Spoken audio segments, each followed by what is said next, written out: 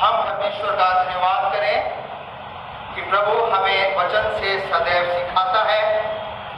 और आज की सुबह जब हम इस वचन को देखेंगे और वो विषय है we cannot cheat Almighty God, we cannot cheat Almighty God.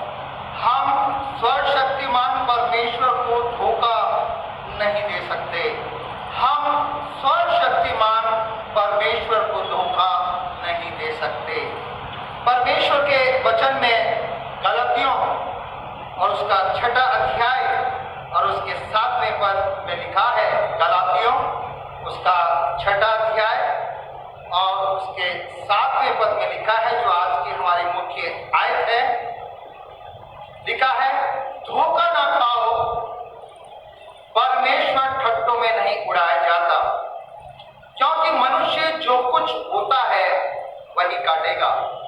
धोखा ना खाओ, परमेश्वर ठट्टों में नहीं उड़ाया जाता, क्योंकि मनुष्य जो कुछ बोता है वही काटेगा। इंग्लिश में है, do not be deceive, God can not be mocked, a man reaps what he sows. Do not be deceived, God cannot be mocked, a man reaps what he sows। तो हम परमेश्वर का धन्यवाद करें कि परमेश्वर वो परमेश्वर है जो हमें सिखाता है और वचन के माध्यम से वो हमें अपने बारे में बताता है, अपनी बातों को बताता है। परमेश्वर क्या है, क्या चाहता है और परमेश्वर मनुष्य से के लिए क्या क्या भलाई करता है। जब मैं इस विषय को देख रहा था, परमेश्वर ने मुझे इस आयत पर प्रभु ने मुझे मनन और चिंतन करने का अवसर दिया कि मनुष्य जो संसार में है, मनुष्य को धोखा दे रहा है। मनुष्य को धोखा दे रहा है। लेकिन जब मनुष्य परमेश्वर को धोखा देने की कोशिश करता है,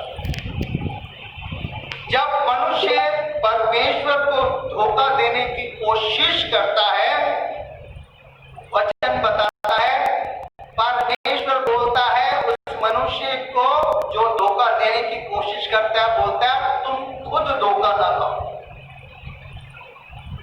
मनुष्य से हम धोखाधड़ी कर सकते हैं, क्योंकि मनुष्य हमारे मनों को नहीं जांचता, मनुष्य हमारी बातों को नहीं समझता, मनुष्य हमारे दिमाग में क्या चल रहा है मनुष्य नहीं समझ सकता। हम कुछ भी कर सकते हैं किसी मनुष्य के विरुद्ध। और हम कई बार इस बात को देखते हैं कि हम जब किसी को धोखा देते हैं तो हम अपनी बड़ाई करते हैं, देखो हमने उसे कैसे धोखे से हमने अपना लाभ प्राप्त कर लिया। लेकिन परमेश्वर का वचन कहता है, जिस दिन मनुष्य ओवर कॉन्फिडेंस होता है और अपने आप को परमेश्वर के सामने खड़ा करके परमेश्वर से धोखाधड़ी करने की कोशिश करता है, परमेश्वर बोलता है मैं मनुष्य नहीं, I am not man। परमेश्वर के वचन में लिखा है, परमेश्वर कहता है मैं सत्य हूं,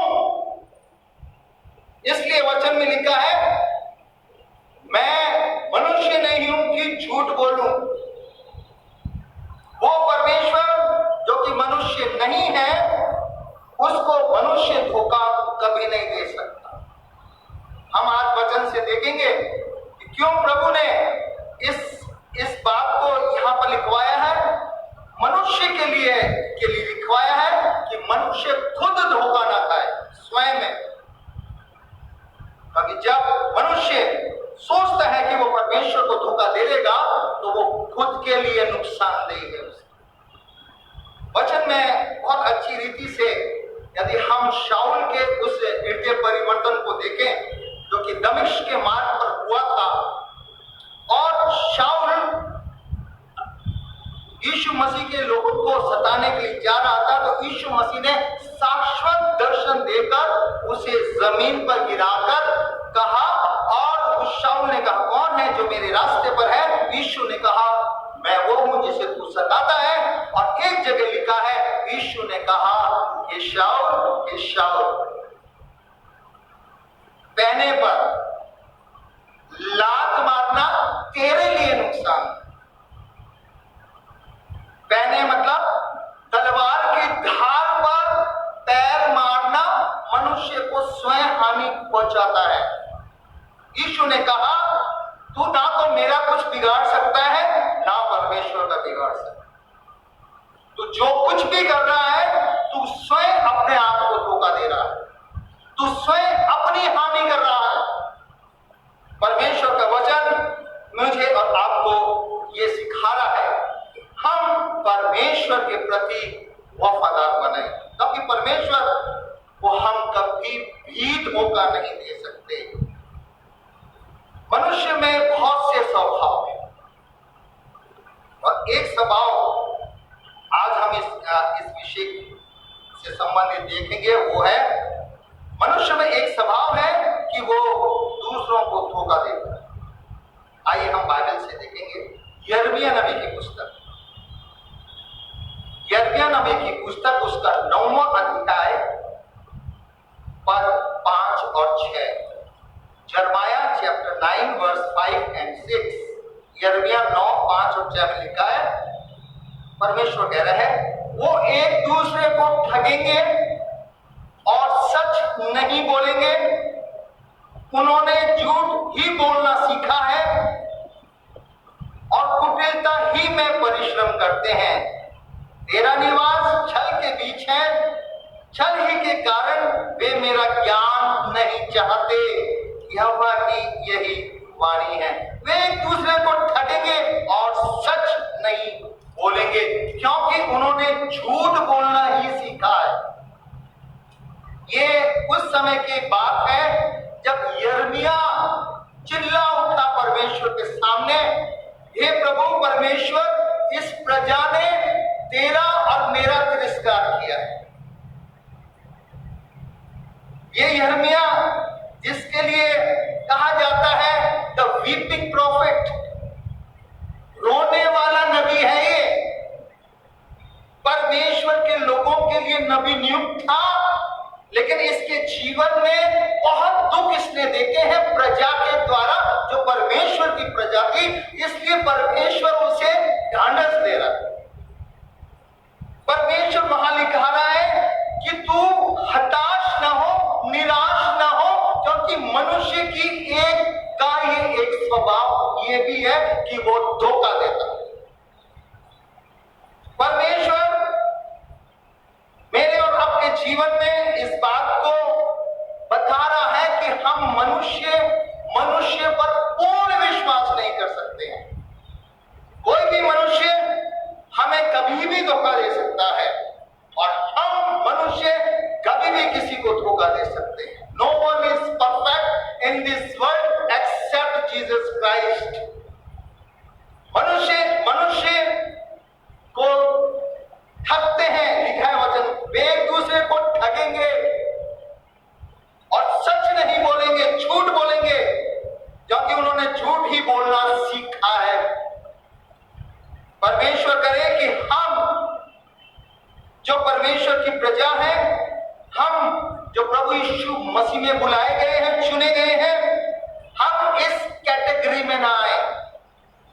दुनिया चाहे कुछ भी करे, दुनिया चाहे अपने दुनियावी बातों को कैसे भी बढ़ाए, लेकिन परमेश्वर का वचन यहां रोने वाले नबी को लिखा गया है, जो सारी परिस्थितियों से परेशान हो गया, लेकिन जब परमेश्वर उसके साथ खड़ा है, परमेश्वर ने कहा ये ऐसे ही है, तू इनके मध्य रह रहा है। खुद वो बोल रहे हैं, तेरा निवास छल के बीच में, तेरा निवास मतलब यिर्मयाह नबी छल के वातावरण में रहता था, लेकिन परमेश्वर उसके साथ था। वचन इसलिए पौलुस इस बात को अपनी पत्रियों में लिखता है, चाहे कैसी भी परिस्थिति क्यों ना हो हमारे सामने, When God is with us, who can be against us? यदि परमेश्वर हमारे साथ है तो हमारा विरोधी कौन हो सकता है? हम सर्वशक्तिमान परमेश्वर को धोखा नहीं दे सकते। मनुष्य को धोखा दे सकता है, दे रहा, देता रहेगा जब तक ये संसार चलेगा। मनुष्य एक दूसरे मनुष्य पर विश्वास बहुत कम करता है। जब हम अपने व्यवहारिक जीवन में देखते हैं, हम कब टूटते हैं मन से, जब कोई हमारा नजदीक का व्यक्ति हमारे विश्वास लेवल पर नहीं आ पाता है, मतलब उस स्टैंडर्ड पर नहीं आता, और हम क्या कहते हैं, हमने तुम पर बहुत विश्वास किया लेकिन तुमने हमें धोखा। जब मनुष्य इस बात को बोलता है कि हमने तुम पर बहुत भरोसा किया लेकिन तुमने हमारे भरोसे को तोड़ा है, तुमने हमें धोखा दिया है, वो दिमाग से नहीं आता, वो अंदर से आता है। परमेश्वर का ये नबी परमेश्वर के सामने रोता था, लेकिन परमेश्वर उसे ढांढस देता, परमेश्वर उसे उठाए रखता था विश्वास में, लेकिन वो उस समय के लोगों की दशा को खुद बोलता था कि ये ऐसे ही लोग। लेकिन जब हम वचन में और जगह पढ़ते हैं तो सारे लोग ही ऐसे नहीं।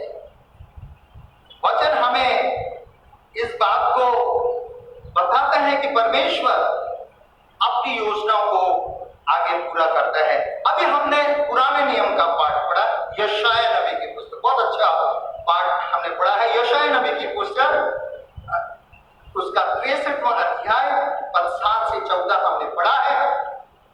यशायाह 63 7 से 14, जहां पर कि खुद परमेश्वर अपनी प्रजा के लिए एक स्टेटमेंट दे रहा है, अपनी प्रजा के। यशायाह नबी के समय में खुद परमेश्वर अपने प्रजा के लिए एक स्टेटमेंट दे रहा है, और वो मुख्य आयत मैंने उसमें से निकाली है, वो है 8वां पद, यशायाह 63 पद 8, आयसाया 63 वर्ष 8 में यहां लिखा है, क्योंकि उसने कहा, निसंदेह ये मेरी प्रजा के लोग हैं, ऐसे लड़के हैं जो धोखा ना देंगे, और वो उनका उद्धारकर्ता हो गया। यहाँ खुद परमेश्वर का स्टेटमेंट, क्योंकि उसने कहा निसंदेह ये मेरी प्रजा के लोग हैं, ऐसे लड़के हैं जो धोखा ना देंगे, और वो उनका उद्धारकर्ता हो गया।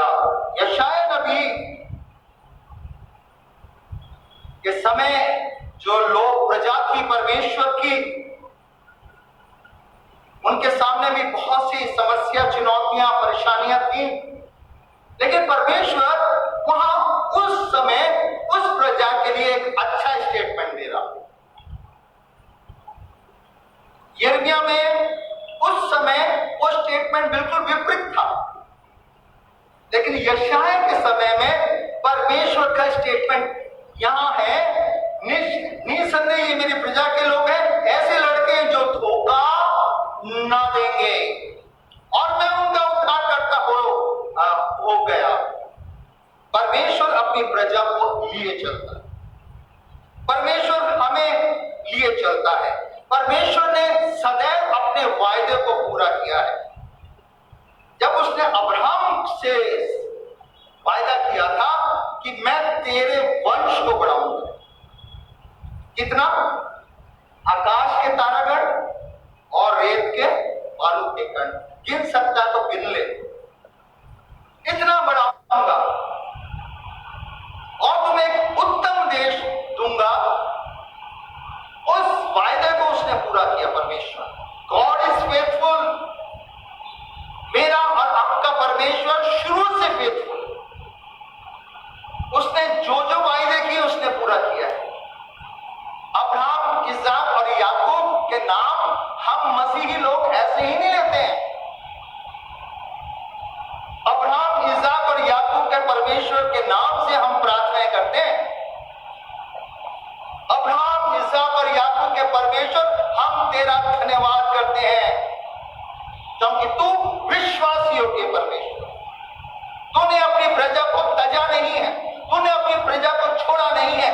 तेरी प्रजा ने कई बार तुझे छोड़ दिया लेकिन तूने नहीं छोड़ा।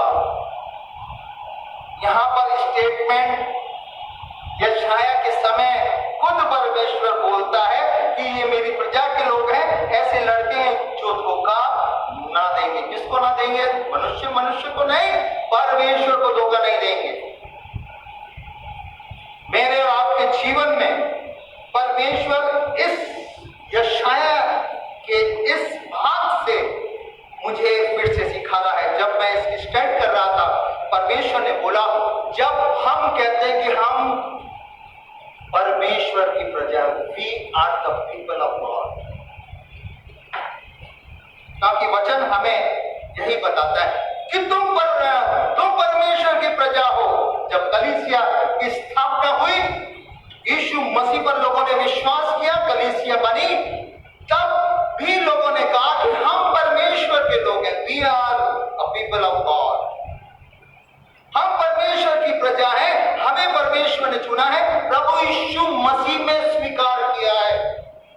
यमुना रचित सुसमाचार उसका पहला अध्याय 11 और 12 पद में यही लिखा है, वो अपनों के बीच में आया और अपनों ने उसे ग्रहण नहीं किया। इनके बीच में आया, अपने लोग, परमेश्वर की प्रजा के लोगों के बीच में आया और बहुतों ने उसे ग्रहण नहीं किया, परंतु जितनों ने उसे ग्रहण किया उसने उन्हें परमेश्वर की संतान होने का अधिकार दिया। We belongs to God।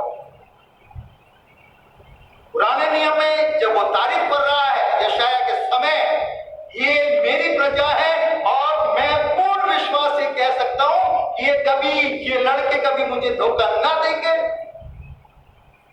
आज भी उसका स्टेटमेंट यही होगा जब हम पूर्ण रूप से प्रभु यीशु मसीह में होकर उसके प्रति वफादार बने। यशाया में इस आयत में उसने कहा, मैं उनका उद्धारकर्ता हो गया हूं।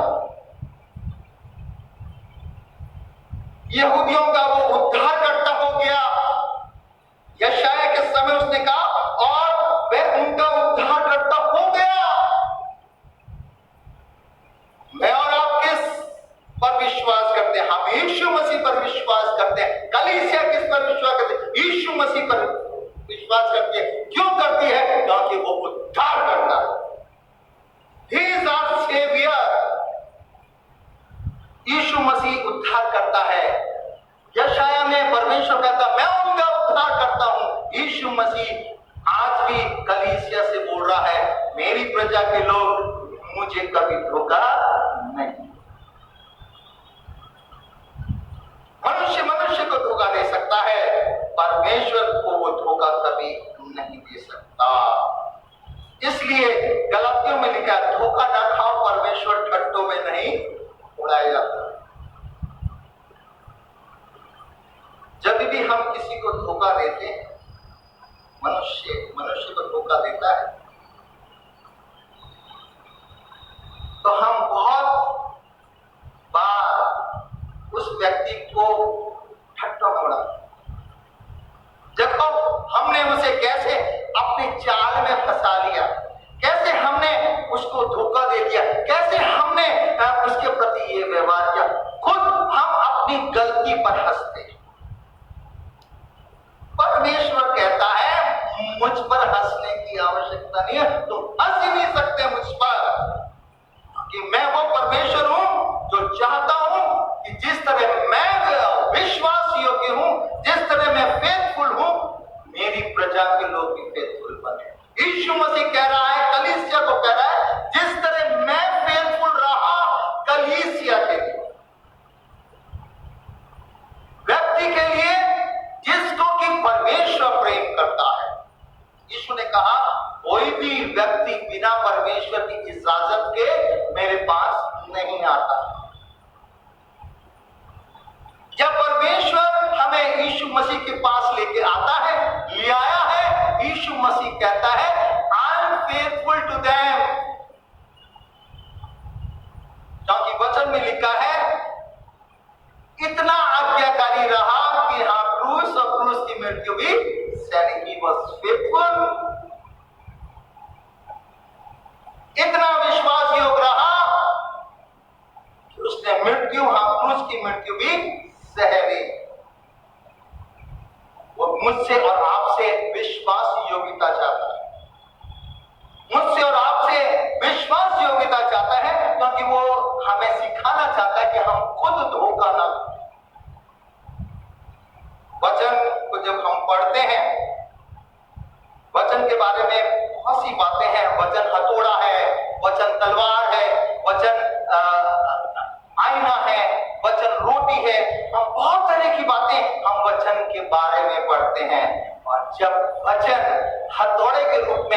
हम पर गिरता है, वचन बताता है हम कहीं के नहीं रहते।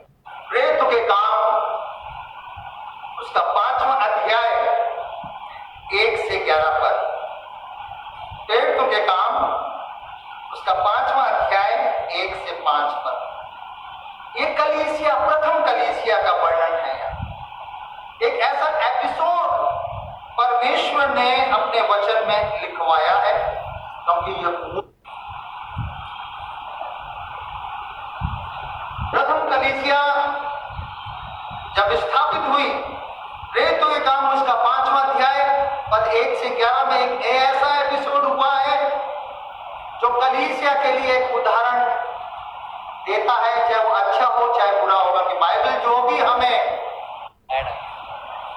तो परमेश्वर के वचन में लिखा है कि प्रथम कलीसिया की जब स्थापना हुई तो कलीसिया व्यवस्था को देखा गया तो ऐसे बहुत से लोग थे जिनको कि उस समय रोजगार नहीं था, जो कि बहुत गरीब से थे, लेकिन कलीसिया में आए थे, विश्वास में आए थे।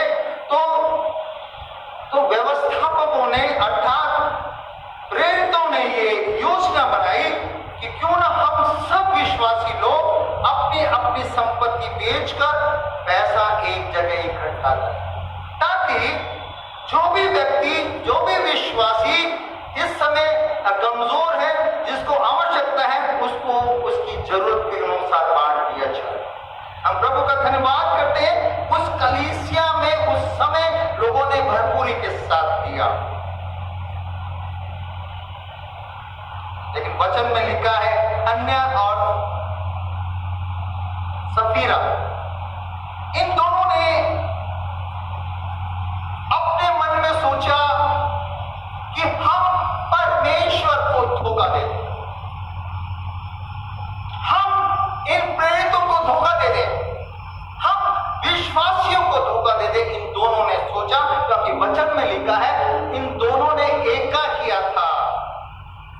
जबकि उन्होंने अपनी जमीन बेच दी थी, जबकि वो उसका एक अंश लेकर, एक भाग लेकर उनके पास आए थे, लेकिन परमेश्वर को धोखा दे रहे थे, पवित्र आत्मा को धोखा दे रहे थे और प्रेरितों की आंखों में धूल झोंक रहे थे। मनुष्य की आंखों में तो हम धूल झोंक सकते हैं, लेकिन परमेश्वर की आंख को कौन बंद कर सकता? वचन बताता है परमेश्वर की आंखें सदैव खुली रहती, गूदे गूदे को भेदती हैं। परमेश्वर की आंखें वो है जो मनुष्य को ऊपर ही से नहीं देखती है, अंदर से भी देखती है। प्रभु यीशु मसीह की आंखें वो है जो न केवल ऊपर से देखती थी, अंदर से भी देखती थी। उसको ये दोनों हस्बैंड वाइफ धोखा देने की कोशिश कर रहे, परमेश्वर को यीशु मसीह के नाम में कलीसिया को धोखा देने की कोशिश कर रहे। यीशु मसीह वो यीशु मसीह है जो बंद मुट्ठी में भी बता सकता है कि इस मुट्ठी में कितनी कपड़े हैं। यीशु मसीह वो है जो दूर से बता सकता है कि उस बंद मुट्ठी में कितना पैसा है। उस यीशु को, उसके नाम के लोगों को, उसकी कलीसिया को धोखा देने की कोशिश ये हस्बैंड वाइफ कर रहे थे। पतरस ने आत्मा में होकर, अर्थात आत्मा ने पतरस को बताया ये धोखेबाज है। क्योंकि जब हम पढ़ते हैं तो केवल एक ही परिवार थोड़ी पैसा लेके आया होगा, एक ही परिवार थोड़ी अपना भाग लेके आया होगा, बहुत से परिवार भाग लेके आए होंगे, लेकिन इस विशेष परिवार के बारे में वचन में आया इन्होंने धोखा करने की कोशिश की परमेश्वर के विरुद्ध, यीशु मसीह के नाम के विरुद्ध, यीशु मसीह के कहलाने वाले लोगों के विरुद्ध, कलीसिया के विरुद्ध जिन्होंने धोखा देने की कोशिश की। पतरस ने कहा बहुत बढ़िया। वहां पर जो आयत लिखी है मैं उसको आप पढ़ूंगा।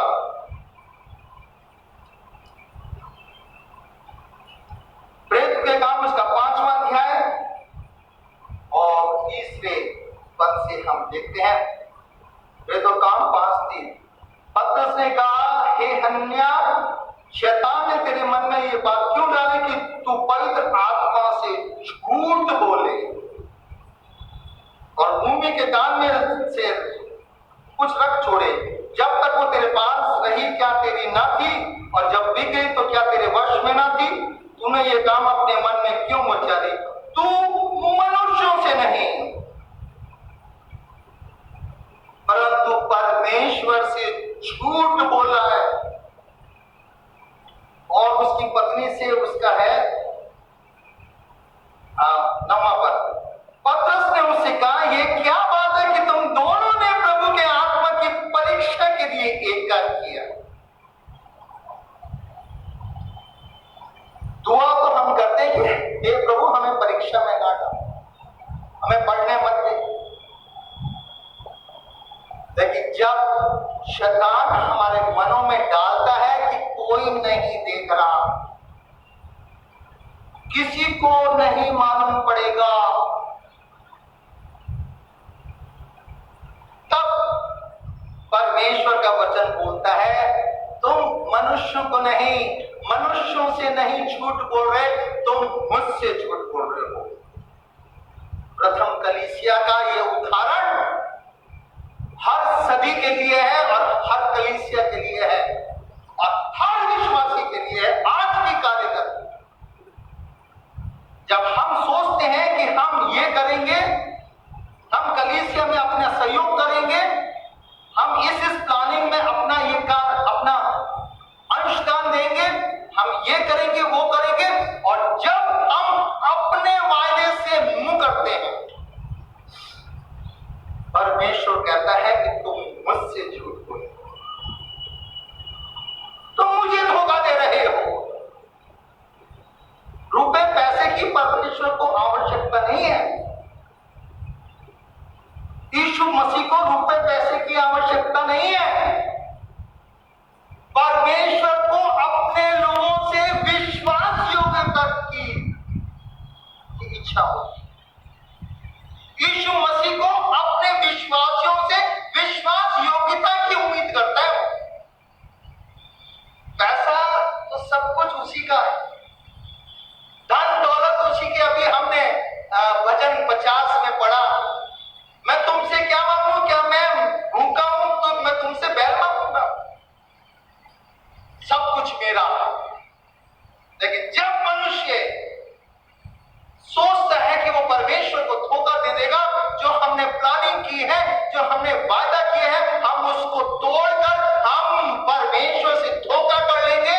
परमेश्वर कहता है धोखा लगाओ, मैं ठट्टों में नहीं उड़ाया जाता। जब मैं इस विषय को देख रहा था, परमेश्वर ने मुझे एक और आयत दी, और वो है व्यवस्था में उसका 16वां अध्याय, ड्यूटेरोनॉमी 16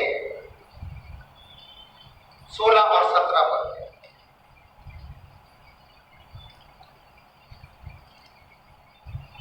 वहां चेतावनी मनुष्य को दी जा रही है। व्यवस्था में 16वां अध्याय 16 और 17 पद में लिखा है, ड्यूटेरोनॉमी 16 and 17। और देखो, छूछे हाथ यहोवा के सामने न जाए।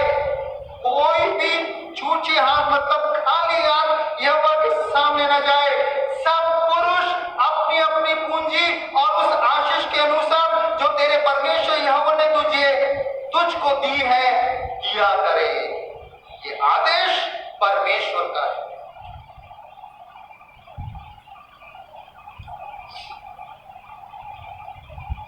जब हम कहते हैं कि हम प्रभु की आराधना में हैं,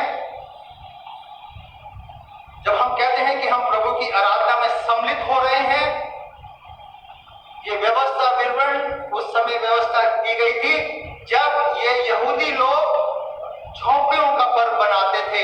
जब ये लोग थे। और जब ये आराधना करते थे परमेश्वर की, परमेश्वर ने खुद कहा है, कोई भी व्यक्ति छूछे हाथ मतलब खाली हाथ मेरे सामने ना आए, कुछ भेंट लेके आए। कहां से लेके आए? जो मैंने उन्हें दी है आशीष। हम कहते हैं हमारा, हम कहते हैं ये सब कुछ हमारा है, ये रुपया पैसा ही सब कुछ हमारा है। परमेश्वर कहता है ये मेरी आशीष है, मेरी आशीष। तुम हो ही क्या? नंगे आते हो, नंगे जाते हो। मनुष्य क्या है? नंगा आता है, नंगा जाता है। परमेश्वर की आशीषों को वो जीता है संसार।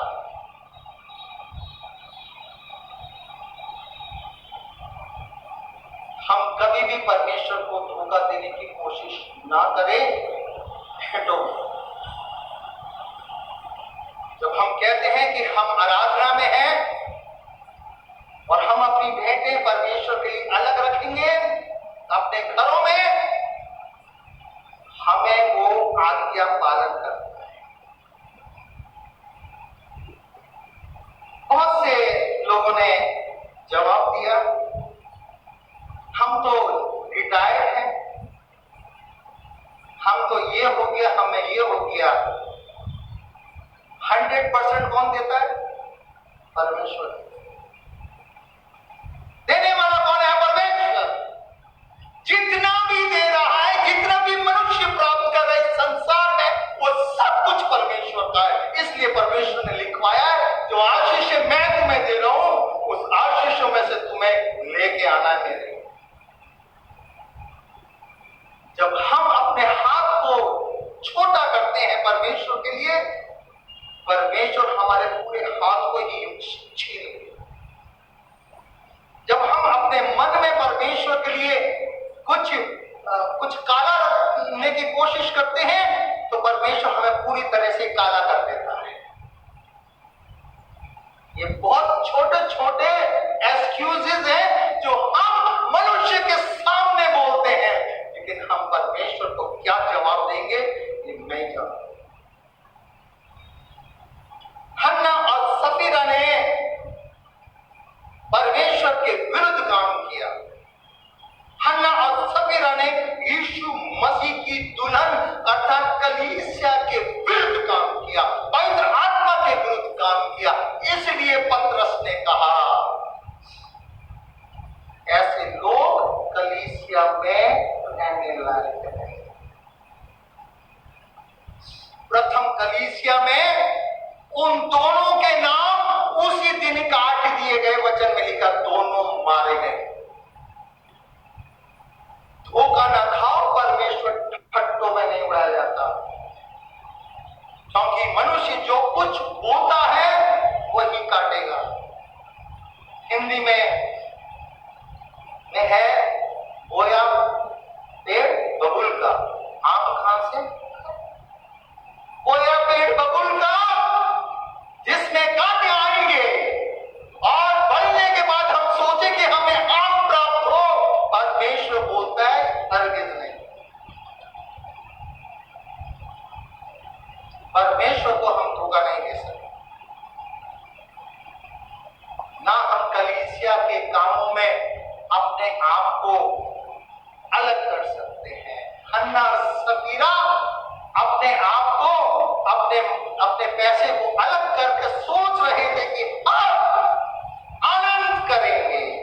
जिस तरह वचन में यीशु मसीह ने कहा, एक बहुत बड़े धनवान की खेती में बहुत कुछ हुआ, उसने कहा मेरे पास रखने के लिए जगह नहीं है, मैं ऐसा करूंगा कि मैं पुरानी भक्कारियों को तोड़ दूंगा और नई बनाऊंगा, उसमें रखूंगा और अपने मन से कहूंगा, ऐ मेरी जान खा पी और चैन कर। परमेश्वर बोलता है, आज की रात तेरा प्राण तुझसे ले लिया जाता है। पतरस ने कहा, जो भाग तुमने छुपाया, जो भाग तुमने छुपाया है अपने घर में, उसको तुम दोनों में से कोई हाथ नहीं लगा सकेगा। वचन बताता है ना, कोई कथा कहानी तो है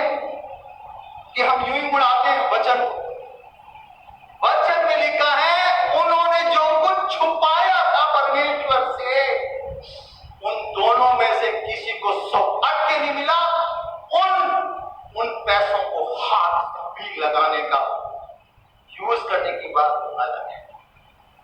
मेरे प्रिय भाई और बहन, जब हम प्रभु की आराधना करते हैं, जब हम प्रभु की स्तुति और महिमा करते हैं, और जब हम प्रभु के सम्मुख आते हैं, वचन बताता है कोई भी व्यक्ति खाली हाथ ना आए। जितना भी उसने सोचा है कि आज मैं आराधना में जब सम्मिलित होऊंगा तो मैं प्रभु के काम के लिए, प्रभु को नहीं दे रहा हूं, प्रभु के काम और राज्य के लिए मैं अपना ये अंश दूंगा, इसका मतलब है देना है।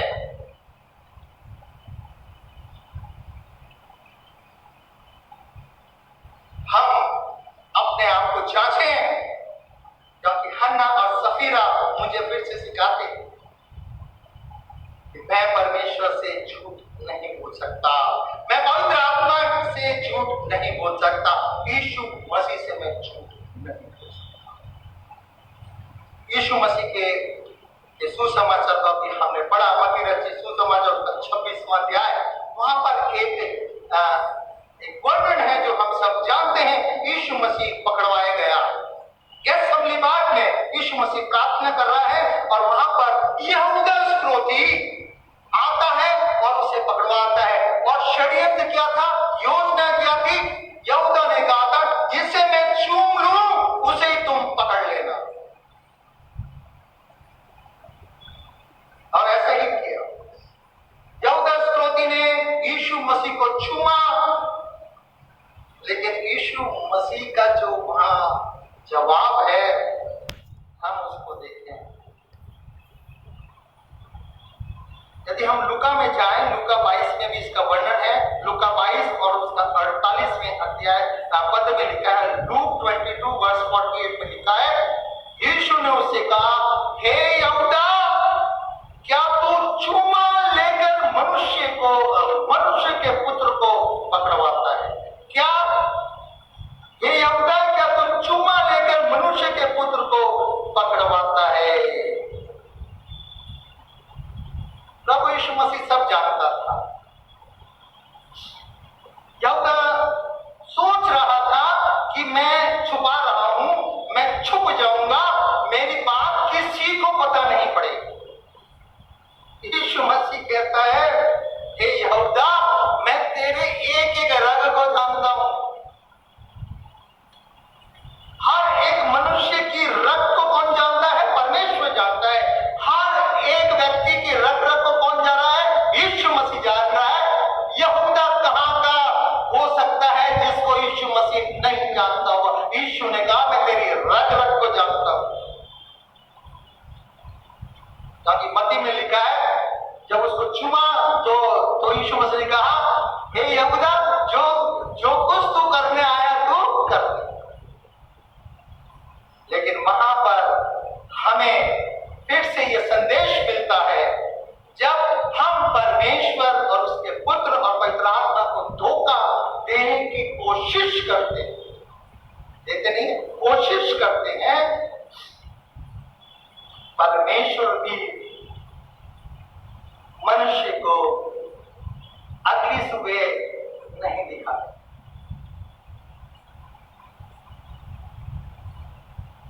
वचन में लिखा है, यहूदा इस्करियोती ने यीशु मसीह को धोखा देने की कोशिश की, परमेश्वर के पुत्र को, मनुष्य के पुत्र को धोखा देने की कोशिश की। वचन बताता है परमेश्वर ने उसे अगले दिन के सूरज का दर्शन नहीं। वचन बताता है यीशु मसीह का परिधान तो अगले दिन हुआ है, वो रात को ही खुद फांसी खाकर मर। धोखा न खाओ, परमेश्वर ठट्टों में नहीं उड़ाया जाता, क्योंकि मनुष्य जो कुछ बोता है वही काटेगा। यहूदा इस्करियोती ने बोया था कि मैं खून की कीमत ले लूं, यीशु मसीह की खून की कीमत को ले रहा था, लेकिन उसे अपने खून से हाथ धोना, सूरज नहीं देख पाया, जीवन में आगे नहीं बढ़ पाया। मेरे प्रिय भाई और बहनों, सावधान रहिए, क्योंकि परमेश्वर हमसे वफादारी चाहता है। पैसा रुपया पैसा तो प्रभु का ही है, वफादारी चाहता है। वफादारी जीवन किसका है? परमेश्वर का है, लेकिन क्या चाहता है? वफादारी। परमेश्वर हमसे कुछ और नहीं चाहता, केवल वफादारी चाहता है, क्योंकि वचन में लिखा है, धन्य है वे जो अंत तक वफादार बने रहेंगे, विश्वास योग्य बने रहेंगे, जीवन का मुकुट उन्हें ही मिलना है। परमेश्वर मुझे और आपको इस बात से बताता है कि मनुष्य को धोखा दे सकता है, दे रहा, लेकिन परमेश्वर को मनुष्य धोखा नहीं दे सकता, क्योंकि नीति वचन उसका 27वां अध्याय और उसके 6 पद में खूबसूरती से सुलेमान राजा ने लिखा है। नीति वचन 27 और 6 पद में लिखा है, जो घाव दोष से लगते हैं वो भले हैं, जो घाव दोष से लगते हैं वो भले हैं, लेकिन बैरी अधिक चुंबन करता है, धोखा देता है। यीशु मसीह को धोखा दिया यहूदा, उसको भुगतना पड़ा। मैं और आप कभी भी उस कैटेगरी में ना आए जिसके लिए कहा जाए सो एंड सो जिसने परमेश्वर को धोखा देने की कोशिश। हम कलीसिया में अपने सहयोग को बनाए रखें, क्योंकि वचन हमें बताता है परमेश्वर के कार्य के लिए, परमेश्वर के राज्य के लिए हम जो विश्वासी लोग हैं अपना अंशदान देते हैं, सहयोग देते हैं, ताकि परमेश्वर का कार्य चलता रहे और प्रभु हमें और भी बहुत सी आशीषें दे। हन्ना और सफीरा ने उस कहावत को चर्चित किया जिसमें कहा है, जब परमेश्वर देता है तो कैसे देता है? छप्पन गाड़ के। जब परमेश्वर ब्लेसिंग्स देता है तो छप्पन गाड़ के देता है। और हमारे भारत में इसके आगे बोला जाता है, जब परमेश्वर लेता है ना, सब कुछ खत्म हो जाता है। जब परमेश्वर लेता है वापस सब कुछ खत्म हो जाता है, इन दोनों का जीवन समाप्त हो। परमेश्वर को धोखा देना, इसका मतलब है खुद हम अपने पांव को तलवार पर मार रहे हैं, हम खुद घायल हो रहे हैं। किसी ने कहा है हम एक दूसरे पर आराम से थूक सकते हैं, हम ऊपर रहकर नीचे वाले पर थूक सकते हैं, परमेश्वर पर हम कैसे? जब हम थूकते हैं, ऊपर की कोशिश करते हैं, वो थूक हमारे ही ऊपर। चेतावनी का वचन है, धोखा न खाओ, परमेश्वर ठट्टों में नहीं उड़ाया जाता, क्योंकि मनुष्य जो कुछ बोएगा वही प्राप्त करेगा। आइए हम एक आयत और देखें जो हमें इसमें आगे बढ़ाता है, और वो है पहला कुरिन्थियों उसका 3रा अध्याय और उसके 18वां पद। पहला कुरिन्थियों उसका 3रा अध्याय और 18वें पद में लिखा है, कोई अपने आप को धोखा ना दे, कोई अपने आप को धोखा ना दे। यदि तुम में से कोई इस संसार में अपने आप को ज्ञानी समझे तो मूर्ख बने कि ज्ञानी हो जाए। अपने आप को धोखा ना दे। परमेश्वर के विरुद्ध जाना अपने आप को धोखा देना होता है। मनुष्य खुद अपने आप को धोखा देता है जब वो परमेश्वर के विरुद्ध जाता है, पवित्र आत्मा के विरुद्ध जाता है, यीशु मसीह के विरुद्ध जाता है, खुद अपने आप को धोखा देता है और आगे आता है। तो यीशु मसीह मेरे और आपके जीवन में जब दोबारा आएगा है, जब वो जजमेंट करने आएगा, तो वचन में लिखा है, यिर्मयाह में लिखा है, यिर्मयाह 17:10, यिर्मयाह 17:10, जरमाया चैप्टर 17 वर्स 10 में लिखा है, मैं यहोवा मन को खोजता और हृदय को जांचता, ताकि प्रत्येक जन को उसकी चाल चलन के अनुसार अर्थात उसके कामों का फल दूं। ये यहोवा की बोल रहा है। और मन को खोजता और हृदय को जांचता हूं, ताकि प्रत्येक जन को उसकी चाल चलन के अनुसार अर्थात उसके कामों का फल दूं। और प्रकाशित वाक्य 22:12 में लिखा है, प्रकाशित वाक्य उसका 22वां अध्याय और 12वें पद में लिखा है, रेवलेशन चैप्टर 22 वर्स 12 में लिखा है, देख मैं शीघ्र आने वाला हूं और हर एक के काम के अनुसार बदला देने के लिए प्रतिफल मेरे पास है। हम परमेश्वर के लिए जो भी कार्य करते हैं, जब हम परमेश्वर के लिए के प्रति वफादार बने रहते हैं, प्रभु हमें वफादारी से उसके नाम से नवाजे। लेकिन जब हम परमेश्वर के विरुद्ध जाते हैं, परमेश्वर कहता है इस संसार में कोई भी व्यक्ति मेरे विरुद्ध नहीं जा सकता, कोशिश कर सकता है, मैं सर्वोच्च ऑलमाइटी यीशु मसीह के विरुद्ध कोई नहीं जा सकता, क्योंकि वो परमेश्वर का पुत्र है, उद्धार करता है। प्रभु हमें आशीष देता है। पवित्र आत्मा के विरुद्ध हम नहीं जा सकते, क्योंकि पवित्र आत्मा हमारे हृदयों में वास करता है और वो हमारे मन और हमारे विचारों को जानता है। कलीसिया के विरुद्ध हम इसलिए नहीं जा सकते क्योंकि कलीसिया व्यवस्था परमेश्वर की व्यवस्था है, यीशु मसीह का कार्य है, यीशु मसीह का राज परमेश्वर के राज को फैलाने का है।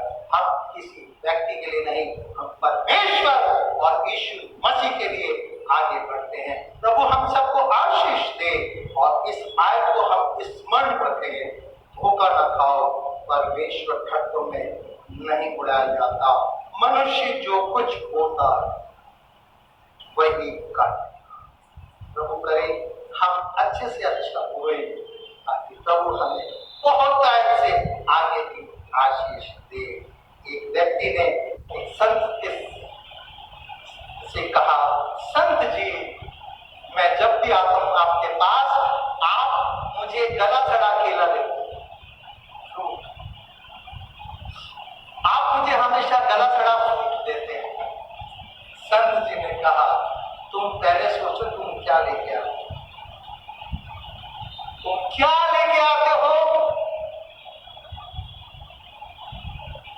जो तुम प्राप्त कर रहे हो वो उसी का अंश है जो तुम लेके आते हो।